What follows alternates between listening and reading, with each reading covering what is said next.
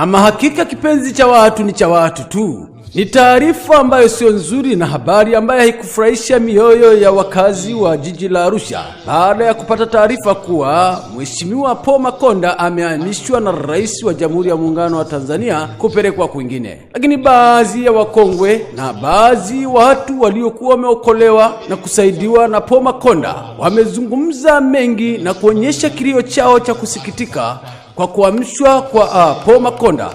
Lakini hebu tuendelee kusikiliza Paul Makonda anazungumza nini na baadhi ya wakongwe wanazungumza nini kwa kuhamishwa kwa Makonda.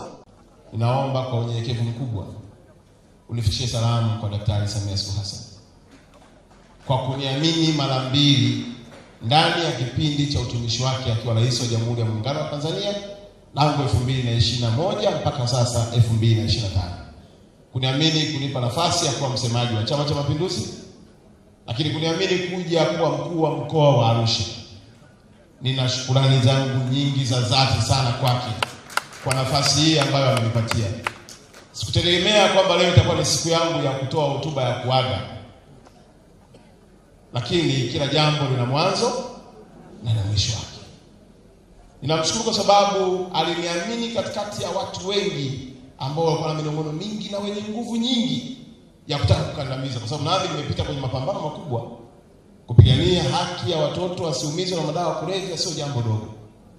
Kulinda watoto wasiingie kwenye ushoga na usagaji sio jambo dogo. Wenye nguvu walipambana, lakini Daktari Samia Suluhu Hassan akaziba masikio. Na leo tunapoongea, Mheshimiwa mgeni rasmi, kama kuna heshima na stahili kupata katika mkoa huu, anatakiwa apewe Mungu na Daktari Samia Suluhu Hassan. Asingekuwa yeye, nisingepata nafasi ya kuwa mtumishi. Asingekuwa yeye, nisingepata kugusa mioyo ya watu. Inawezekana asingekuwa yeye kunipa nafasi hapa, hata ili kongamano leo lisingekuwepo. Kwa hiyo namshukuru sana Mheshimiwa Rais.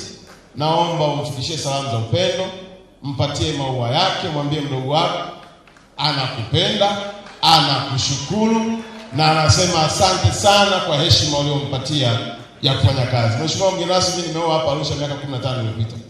Niko nakuja tu kweli naondoka, nakuja tu kweli naondoka.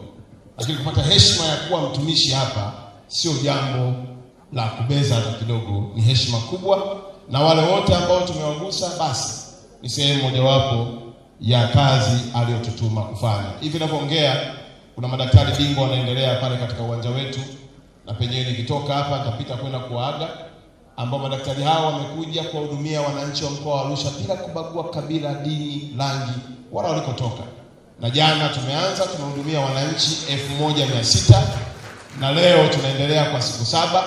Na nimeongea na mdogo wangu Kenan, ni mkuu wetu wa mkoa mpya wa Arusha, ya kwamba aje ni mkabidhi aendelee na kazi ya kuwahudumia wananchi. Sasa mimi leo jamani, nikwambie, nikapata habari hapa kuna rishafu kidogo, tunasema damu, kuna mabadiliko kidogo. Nikashtuka, mabadiliko ya nini? Mama kabadilisha kitu. Kabadilisha nini? Ya uchaguzi kwa kishughuliwa huyu mamangu. Nikapata fununu, akanjia mkanambia, na huyu next keshaondoshwa. Nilishtuka sana. Kumezidi nini? Basi lakini mwanasiasa ni mwanasiasa tu. Nilikuwa na wanaambiaje? Walikuwa wanataka kujua kwamba wewe ulifanyaje ukampata mme rais. Yaani hapa tunaishi kimkakati hapa Arusha bibi. Accept wapi? Watukeze kidogo.